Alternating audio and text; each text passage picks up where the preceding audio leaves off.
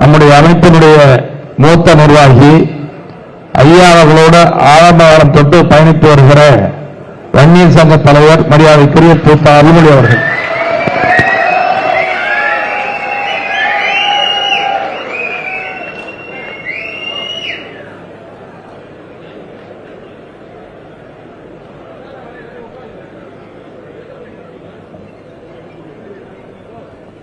மதிப்பிற்குரிய இந்த சிறப்பு பொதுக்குழுவினுடைய கூட்டத்திற்கு தலைமை வகிக்கின்ற எங்கள் தலைவர், குடும்பத் தலைவர், இந்த கட்சியினுடைய தலைவர் மருத்துவர் ஐயா அவர்களே, கௌரவ தலைவர் சட்டமன்ற உறுப்பினர் ஜி.கே. மணி அவர்களே, மூத்த தலைவர் நம்முடைய பேராசிரியர் தீரன் அவர்களே, தந்தையோடு இங்கு வந்து காட்சி அளிக்கின்ற அருமை சகோதரி ஸ்ரீகாந்தி அவர்களே, மற்றும் பல்வேறு பொறுப்புகளில் இருக்கின்ற நிர்வாகிகளே, நண்பர்களே, ஐயாவோட இருந்தவங்கெல்லாம் போயிட்டாங்கன்னு சொன்னான். ஐயாவோட இருந்தவங்கெல்லாம் போயிட்டாங்கன்னு சொன்ன. நான் வரும்போது இங்க இவ்வளவு பேர் நிறைஞ்சிருக்கிறத பார்த்த உடனே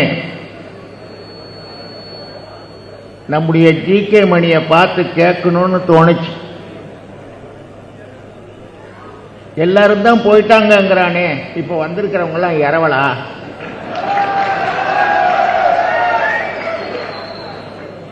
போனவர்கள்லாம் போயிட்டார்களே, இவங்க இருக்கிறவங்க எல்லாம் இரவலா? அப்படி இரவலா வந்து உட்கார்ந்தவங்க தான் இங்க பேசுற பொதுக்குழுவா? ஆனா ஐயா உருவாக்கிய நேரத்தில் யார் யார் இருந்தாங்களோ அவங்கெல்லாம் இங்கதான் இருக்கும்.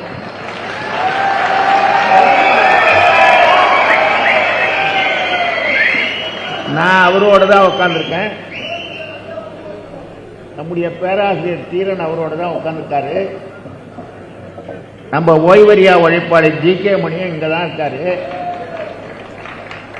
நம்ம திருப்பூர் மன்சூரும் இங்க தான் இருக்காரு. செங்கற்பட்டுல இருந்து நம்ம ஆளு ஆறுமுகம் இருக்காரு.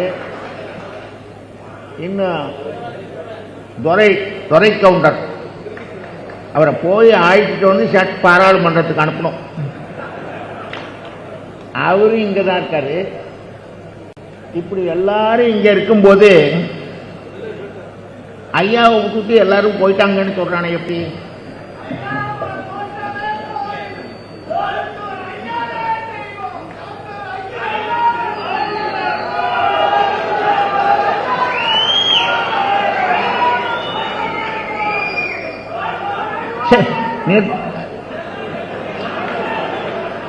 அப்படி சொன்னது எவ்வளவு பெரிய பொய்! எல்லாரும் இங்கதான் இருக்கோம். அவன் சொன்னதுக்கும் பிறகுதான் வர முடியாதவங்க கூட நடந்து வந்துட்டான். இப்ப என்ன மாதிரி வர முடியாதவங்க கூட கைய காலை ஊனிக்கிட்டு நடந்து வந்துட்டான். ஐயா பின்னாடி தான் இந்த கட்சி இருக்குங்கிறத காட்டுதான். ஆனா இந்த ஊடகத்தில் வர செய்தியை பார்த்துட்டு நம்மாளுங்க பொறுப்புறானுங்க, என்ன நம்ம கட்சி பிளவு ஆயிட்டுது அப்படின்னு. நான் உங்களுக்கெல்லாம் சொல்றேன், ஆரம்பத்திலிருந்தே இந்த நாட்டில் பெரிய பெரிய கட்சியெல்லாம் பிளவுபட்டு தான் வந்திருக்கு. பிளவுபட்டு தான் வந்திருக்கு. காங்கிரஸ் கட்சியில எத்தனை பிளவு? சுதந்திரம் அடையறதுக்கு முன்னாடியே பிளவுபட்டு கொடுத்தாது. 7 வருஷ காலம் பிளவுபட்டு சூரத்தில் நடந்த காங்கிரஸ்ல தான் திரும்ப இணைஞ்சது. சுயராஜ்ய கட்சின்னு தீவிரவாதிகள் கட்சி. அப்படி அந்த கட்சியில பிளவு. அதற்கு பிறகு சோசியலிஸ்ட் கட்சின்னு ஒன்று இருந்தது. அல்ல சும்மா கூட்டம் நடந்த உடனே ஒரு பிளவு வரும், அப்புறம் சேர்ந்துருவான். சம்யுக்த சோசியலிஸ்ட், பிரஜா சோசியலிஸ்ட், இந்திய சோசியலிஸ்ட், இப்படி எத்தனையோ சோசியலிஸ்டுகள். அதுக்கு பிறகு இந்திரா காந்தி வந்து எமர்ஜென்சியை கொண்டு வந்த உடனே பெரிய தலைவர்கள்லாம் பார்த்து, நீங்கள்லாம் பழமைவாதிகள், நீங்கள்லாம் சிண்டிகேட்.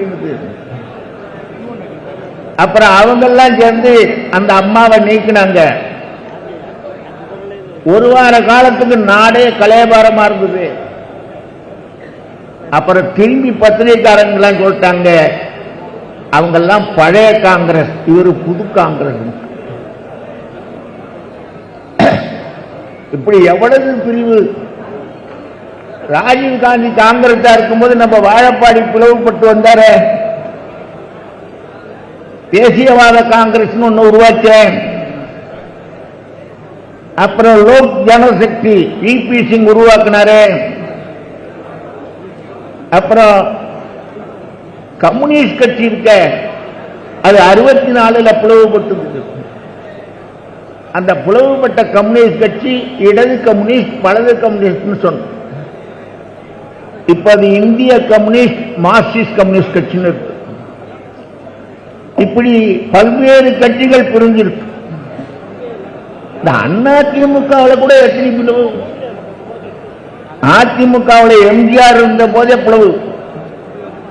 எஸ்.டி. சோமசுந்தரன் ஒருத்தர் பிரிஞ்சார். ஏன் அதிமுகவில் இருந்து நீ பிரிஞ்சு விட்டிய, நீ என்ன கட்சின்னதான் நமது கழகம்.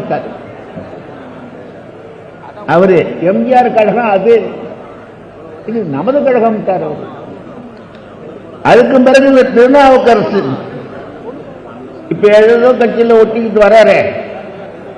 அவரு கூட ஒரு கட்சியை உருவாக்கினார். அப்புறம் ஜெயலலிதாவுக்கு பிறகு சசிகலா, அது அங்க உட்காந்துக்கிட்டே ஒரு கட்சியை உருவாக்குச்சு. இப்ப அதனுடைய சொந்தக்காரன் ஒருத்தவன் கிளம்பி அமமுகங்கிறான். அமமுகவுக்கு என்னடா சின்னம்னா பெட்டியா தொப்பியா?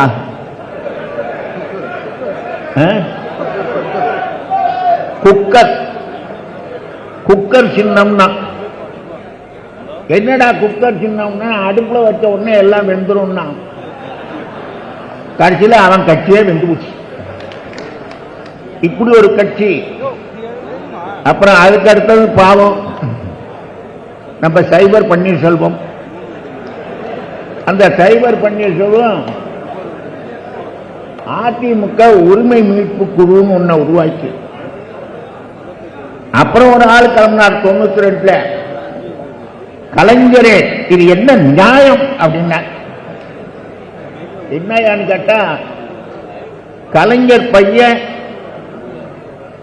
ஸ்டாலினுக்கு முக்கியத்துவம் கொடுத்தாராம். அதனால அவரு ஐகோ அப்படின்னு சொல்லி வைகோ நாயான். ஐகோ வைகோவானார். வைகோ கட்சி மறுமலர்ச்சி கட்சி. அதுக்கு அவரு என்ன பண்ணாரு, அவரு பையனை கொண்டுட்டு வந்து இளைஞரணியில போட்டார், துறை வைகோ.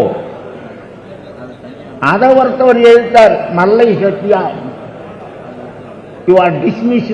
அவரு அவர் என்ன பண்ணார், மல்லை சத்யா ஒரு வாரிசு அரசியலை எதிர்த்து கட்சி தொடங்கின நீ வாரிசை கொண்டு வந்து என்னையா சொல்றியா, யூ ஆர் டிஸ்மிஸ். அவரு இப்படி எல்லாம் கட்சி பிளவுபட்டிருக்கு. பெரியார் வரையில திராவிடர் கழகமா இருந்தது.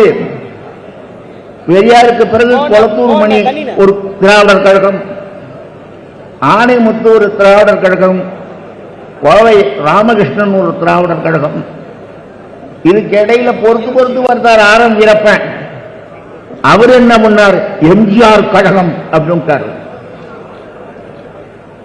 இப்படியே நிறைய கட்சிகள் பிளவுபட்டிருக்கு.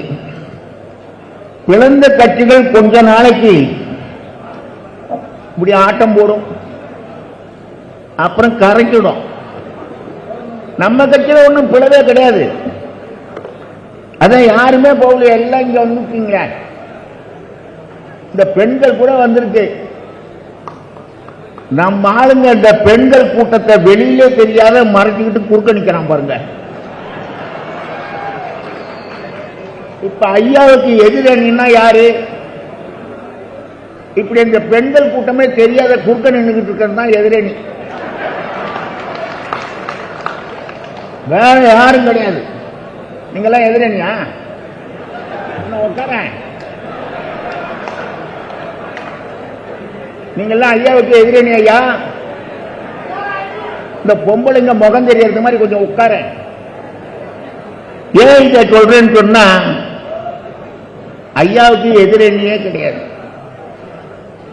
எலெக்ஷன் வந்தாலே அந்த ஐயா வீட்டு கதவை திறந்துக்கிட்டு சர் சர்ன்னு வரான். யாரான்னா அமைச்சர்கள். என்ன பேச வரான்? கூட்டணி பேச வரான். அப்படி வந்த கூட்டத்து மத்தியில தான் ஐயா போன தடவை அறிவிச்சார், யார் அவன் இடஒதுக்கீடு கொடுக்குறானோ அவன் தான், அவன் கூட தான் கூட்டணினார்.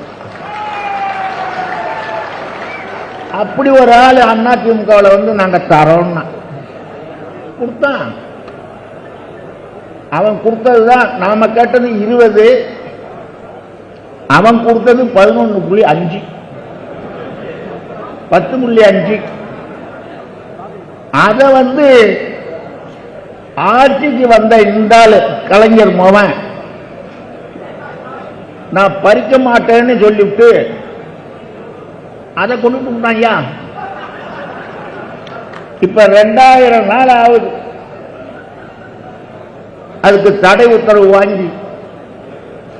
குடியா குடியான்னு ஐயா கேட்கிறாரு, ஆனா கொடுக்க மாட்டேங்கிறார். என்றால் அவர் கொடுக்க வந்தாலும் நம்ம கூட பிறந்த சனியா ஒண்ணு அங்க உட்கார்ந்துருக்கு. அந்த சனியா அதை வேண்டாங்குது. அதெல்லாம் வச்சதுக்கு தான் இப்ப ஐயா ஒரு முடிவுக்கு வந்துட்டார். என்ன முடிவு? என்ன முடிவு? மயிலே மயிலே இரவு போடுன்னா போடாது. அதை எப்படி எடுக்கணும்? அந்த மாதிரி நாம செய்யணும். அதுக்கு என்னுடைய தமிழ் இனமே, என்னுடைய சமுதாயமே நீ தயாராகுன்னு இப்ப சொல்ல போறாரு. சரிதானே? சொல்ல போறாரு. அதுல நாம அணிவகுத்து நிக்கிறோம். இதுக்கு இடையில இந்த சரடு உறவனை பத்தி எல்லாம் நீங்க கவலைப்படாதீங்க. பாட்டாளி மக்கள் கட்சி யார் பின்னாடி நிக்குது? நம்முடைய தலைவர் ஐயா பின்னாடி நிக்குது. ஐயாவின் தலைமையில அணிவகுத்து நிற்கிற அந்த பாட்டாளி மக்கள் கட்சி இடஒதுக்கீட்டுக்கான இறுதியான போராட்டத்தை தொடங்க இருக்கிறது. உங்களுக்கு எல்லாம் தெரிய மாட்டேங்குது. ஏண்டா சாதிவாரி கணக்கெடுப்பு சாதிவாரி கணக்கெடுப்பு? இப்ப அந்த சொல்றாருல 10.5, 20% 10.5 சொன்னார்ல, அந்த 10.5% சரிதானா இல்ல நாம கேட்ட 20% சரியா அப்படின்னு கணக்கெடுத்து பார்க்கலான்னு பார்க்கும்போது, இப்ப சாதிவாரி கணக்கெடுப்பு எடுத்துட்டான்னு வச்சுங்க, நாம எவ்வளவு பேர் இருக்கோம்? எவ்வளவு பேர் இருக்கோம்? 2.5 கோடியா? 2.25 கோடியா? அது எம்மாங்கிறது தாராளமா தெரிஞ்சிடும். அதுக்கு தகுந்தது மாதிரி 25% கூட நமக்கு கிடைக்கும். கிடைக்கலாம் இல்லையா? அப்போ ஜாதிய எண்ணிக்கை, அவங்க தலைய எண்ணிக்கை, அவங்களுக்கான இடஒதுக்கீடு. இத பெரியார் கேட்டார். அவர் கொஞ்சம் சூசகமா கேட்டார். ஐருக்கு கொடுக்காதன்னார் அவரு. நாம என்ன சொல்றோம்? எல்லா தலையும் என்ன ஐரு 2% இருக்கான்னா அந்த ஆளுக்கும் கொடு அப்படின்னு கேட்கிறோம். இந்த இடஒதுக்கீட்டுக்கான போராட்டத்தை நடத்துவதற்காக டாக்டர் ஐயா ஒரு நாளைக்கு ஒரு முறை இளைஞராகவே மாறிக்கொண்டு வருகிறார். எல்லாருக்கும் வயசாகும். போன வருஷம் 30 வயசுல இருந்தவனுக்கு இந்த வருஷம் 31 வயசு. இப்படி வயசு ஏறும். இப்ப எனக்கெல்லாம் வயசு ஏறாது, ஒவ்வொரு வருஷமும் வயசு குறையும். எனக்கு என்ன வயசு?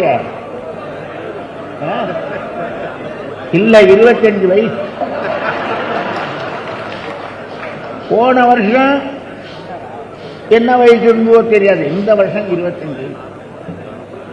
எனக்கே 25 வயசுன்னா அப்ப ஐயாவுக்கு என்ன வயசு? ஐயாவுக்கு 25. என்ன போடு போடுறாரு, நீச்சல் குளத்துல இறங்குறாரு, கடல்ல இறங்கி போகுமாங்கிறாரு. இப்ப எழுத்தாப்புல வரவை எதிரின்னா அவங்கிட்ட வாடா கம்பு சுத்தங்கிறாரு. இப்படி எல்லாம் சொல்ற. ஐயாவுக்கு வயசு என்ன தெரியுமா? 87 கிடையாது, 28 வயசு. 28 வயசு அவருக்கு. அதனால இப்ப உங்களை எல்லாம் பார்த்த உடனே, இன்னைக்கு உங்களை எல்லாம் பார்த்த உடனே தலைவர் இவர்தான் சொல்லி நீங்க கையொலி எழுப்புனீங்களே, இதெல்லாம் கேட்டதுக்கு பிறகு இப்ப அவர் வயசு 18 ஆயிட்டு. 18 வயசு ஆயிட்டு. பாப்போம் ஒரு பார்வைங்கிறாரு. யார? எழுத்து பேசுறவன பாப்போம் ஒரு பார்வை அப்படிங்கிறார். இப்ப இது வந்ததுக்கு பிறகு நீங்க நல்லா நினைச்சு பார்த்துங்க. இப்ப சந்தேகம் இருக்கா? யாராவது நம்ம கிட்ட போயிருக்கான்னு சந்தேகம் இருக்கா? நம்ம கட்சி தான் பாமக, நம்ம தலைவர் தான் ஐயா. இதை எதிர்த்து எவன் பேசினாலும் அவன் பொய்யா. ஆகையினால நீங்க கொஞ்சம் கூட கவலைப்படாதீங்க. நான் பார்க்கிறேன் புதுசு புதுசா ஆளுங்க, பழைய ஆளுங்கள்லாம் எங்க உட்கார்ந்தாக்கன்னு தெரியல, எழுந்து இங்க. நிச்சயமா நீங்க நினைக்கிறது மாதிரி நடக்கும். என்ன நடக்கும்? 26ல நாம சேர்ற கூட்டணி தான் வெற்றி பெறும். நாம சேர்ற கூட்டணி தான் வெற்றி பெறும். ஆமா, அதுல ஐயா எலெக்ஷன்ல நிக்க மாட்டார், அவர் சத்தியம் பண்ணிப்பார். நானும் எலெக்ஷன்ல நிக்க மாட்டேன், வயசு ஆயிட்டுது. வயசு குறைஞ்சாலும் அவன் சொல்றான் வயசு ஆயிட்டுன்னு. அவனால நானும் நிக்க மாட்டேன். அதனாலதான் ஐயா என்கிட்ட ரகசியமா சொல்லிட்டார், நீ எலெக்ஷன்ல நிக்காத, உனக்கு ஒரு கவர்னர் கொடுத்துடுறான். ஆகையினால அந்த மாண்புமிகு கவர்னர்ங்கிற முறையில் உங்களுக்கு நான் சொல்றேன், நம்ம கட்சி ஐயாவின் கையில பத்திரமா இருக்கு. இந்த மாதிரி இருக்கிற இவர்கிட்ட பால் குடிக்கிறதுக்கு கண்ணுக்குட்டி வரும் பசுமாட்டில், நீங்க உங்களுக்கு தெரியும். அது என்ன பண்ணும்? முட்டி முட்டி ஊட்டும். ஆனா பசு திரும்ப முட்டுமா? அது நாக்கால தடவி தடவி கொடுக்கும். அப்படி ஒரு நிலை தான் இன்னைக்கு நடந்துகிட்டு இருக்கு. அது முட்டுது, இவர் நாக்கால தடவி தடவி கொடுக்கிறாங்க.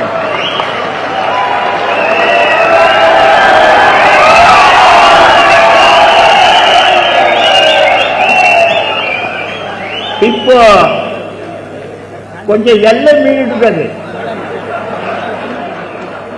அது என்னென்னமோ வேலையெல்லாம் சர்க்கஸ் வேலையெல்லாம் பார்க்குது. அது விட்ட உடனே நாக்கால தடவிட்டு இருந்த பசுமாடு என்ன பண்ணும்? கொம்பால தூக்கி, புரிஞ்சுக்கிட்டீங்களா? அதுதான் விஷயம் பழக்கம்.